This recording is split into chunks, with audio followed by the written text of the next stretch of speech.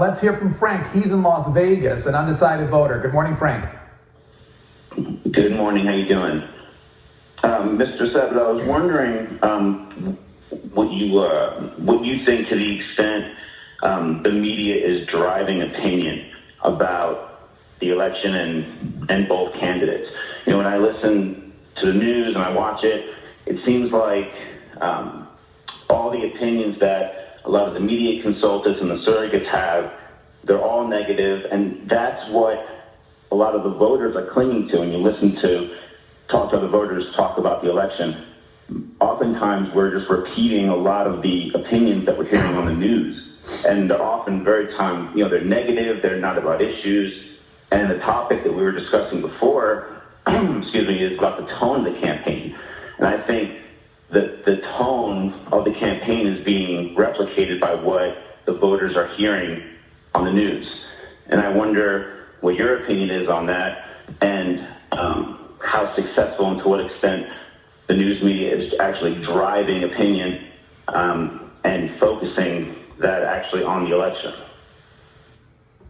Well, that's a very good question, and of course the answer is very complicated based on the research in that field.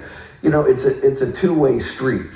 Essentially, while the media certainly helps with agenda setting, well, so do the candidates. They set the agenda, depending on what they choose to emphasize in their public speeches and their TV ads and all the rest of it.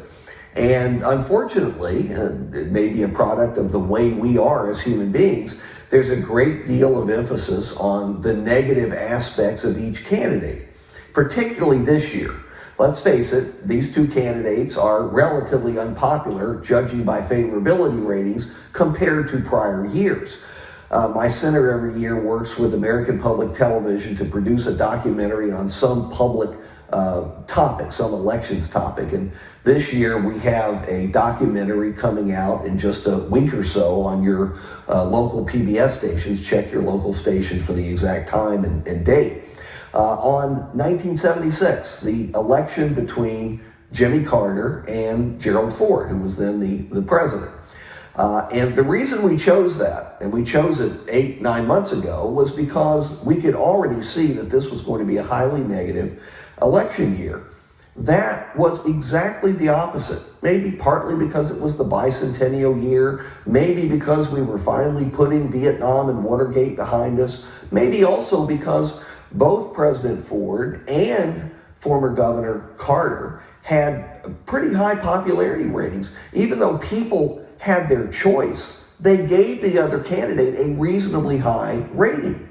And as a result, while there were all kinds of charges and partisanship during the campaign, people were able to reunite fairly quickly. And back in those days, we had honeymoons, real honeymoons for presidents that lasted a half a year or more. They could actually get something done during that time. We wanted to remind Americans of a different time when people thought about politics and their politicians differently. Now, looking at what's happening this year, is pretty obvious that the Clinton campaign is focusing on Donald Trump's negatives, and the Trump campaign is focusing on Hillary Clinton's negatives, and undoubtedly that drives a great deal of the discussion among voters. But let's also remember, the media are doing that in part because people had negative views of these candidates to begin with. They've had high unfavorabilities the entire year. So it's a two-way street. Martha lives in